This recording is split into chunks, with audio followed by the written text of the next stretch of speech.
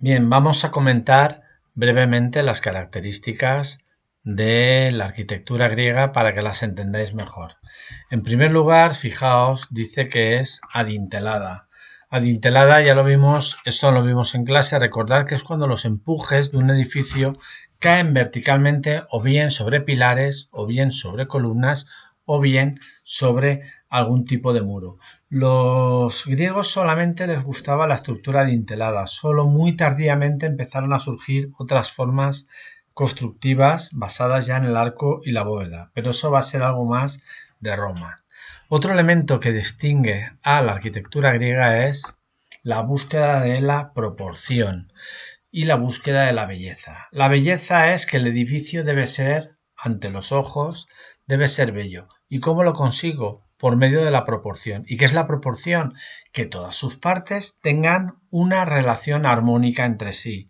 No puedo hacer las cosas de distinto tamaño, sino que tienen que tener una proporción matemática entre sí para que veamos que son proporcionadas. Y en este contexto la máxima expresión de la arquitectura griega va a ser el templo. El templo, que además es tan perfecto que no solamente tiene que ser perfecto en apariencia, sino que también tiene que ser perfecto en cuanto a los materiales. Y en ese contexto se utilizará como elemento constructivo principal el mármol. Por último, y muy importante, es concebir la arquitectura como la medida del hombre. Es decir, hablamos de un arte donde el antropocentrismo está muy presente. Todo se realiza en base a las medidas del ser humano. Bien, en este contexto los griegos recurrían normalmente a los órdenes. Aún no vamos a describirlos, lo haremos un poquito después.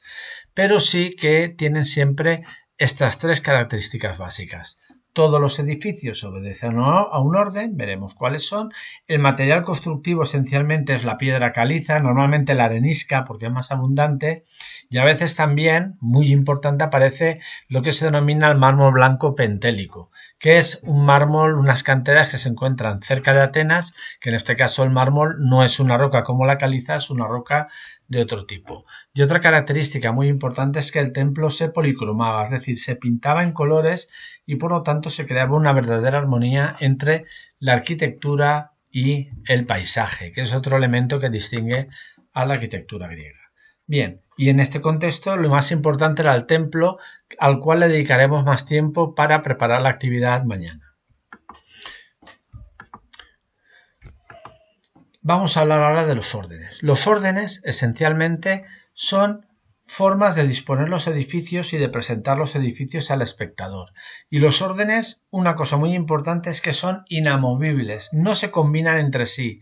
Más tarde sí va a pasar, pero en estos momentos, si yo decido que esto es de un orden, todo va a respetar ese orden. Y hay que decir que tienen algo en común.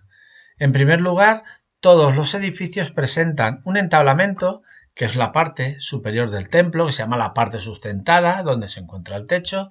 Después, unos elementos de soporte que sostienen esa techumbre.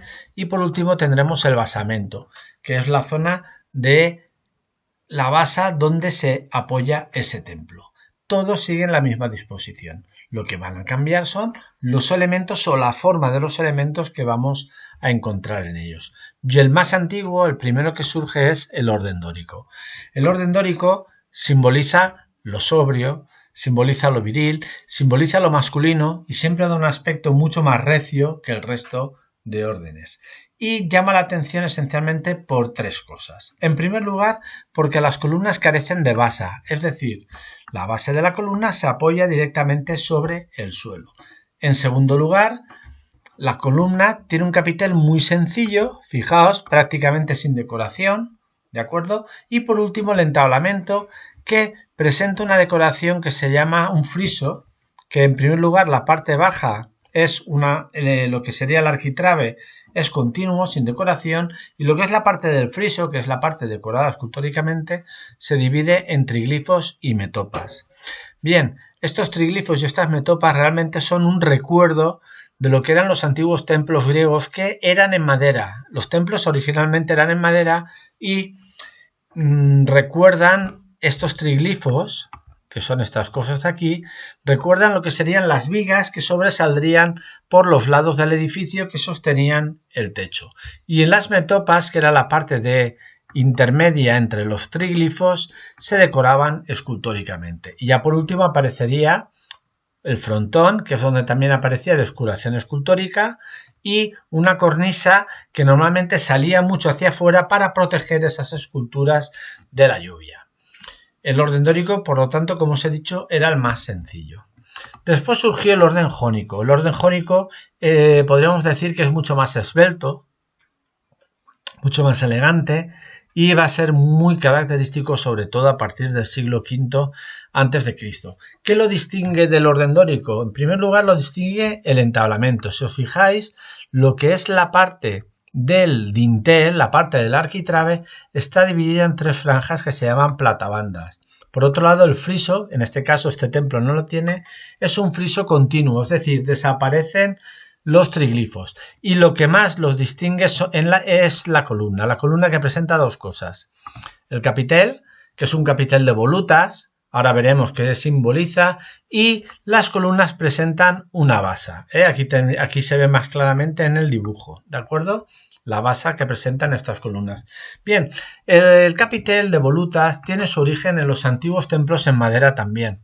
Esos templos en madera, antes las columnas estaban hechas también en madera, y el peso del edificio sobre esas columnas al final lo que provocaba era que la madera se abriera y se astillara por sus extremos, provocando que se fuera rizando la parte superior del tronco y al final diera un aspecto de volutas. Por lo tanto, a veces, por eso se comenta que a veces los templos griegos son más escultura que arquitectura. ¿Por qué?